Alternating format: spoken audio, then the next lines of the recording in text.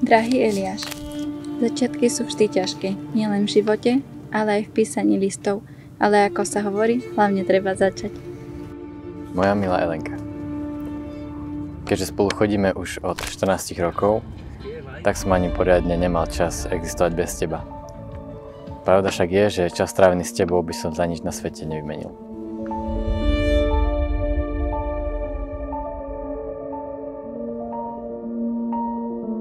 Som šťastná, že práve s tebou som začala mnohé etapy svojho života, no žiadna z nich nebola takým dobrodružstvom, ako je tá, ktorú sme začali teraz. Už od začiatku si bola pre mňa to najkrajšie a najmúdrejšie dievča, aké poznám. A rokmi sa z teba stala žena.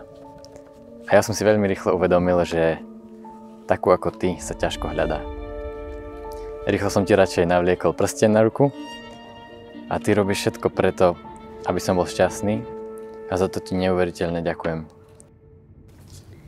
Som Bohu nesmierne vďačná, že mi poslal do cesty práve teba, pretože si to najlepšie, čo sa mi mohlo v živote stať.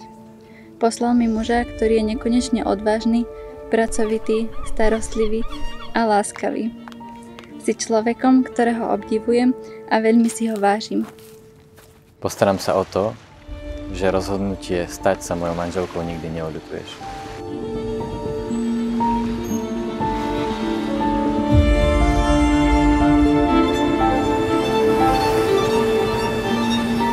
Viem, že sme len desi na začiatku našej cesty, no s tebou sa nebojím.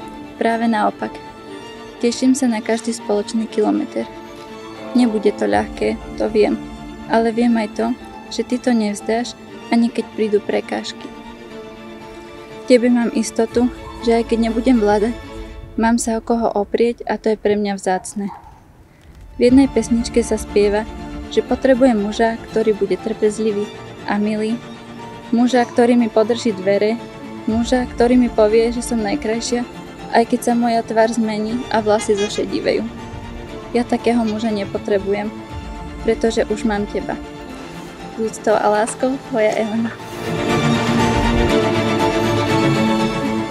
Teším sa na náš spoločný život viac ako malé dieťa a viem, že spolu prežijeme všetky zážitky sveta.